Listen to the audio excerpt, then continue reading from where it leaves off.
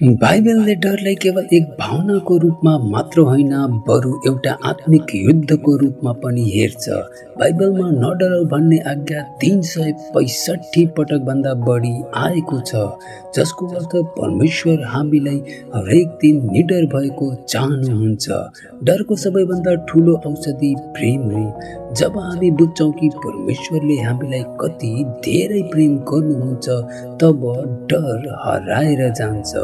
हामी अक्सर तब डराउँछौँ जब हामीलाई लाग्छ कि हामी एक्लै छौँ, तर बाइबलले प्रतिज्ञा गर्छ कि परमेश्वर सधैँ हाम्रा साथमा हुनुहुन्छ। डरले झुटो कुरा बोल्छ, तर बाइबलले सत्य बोल्छ। डर लाग्दा परमेश्वरका प्रतिज्ञाहरू सम्झनाले मनमा शान्ति आउँछ, किनकि परमेश्वरले हामीलाई डरको आत्मा होइन, तर शक्ति, प्रेम र आत्मसंयमको आत्मा दिनुभएको छ।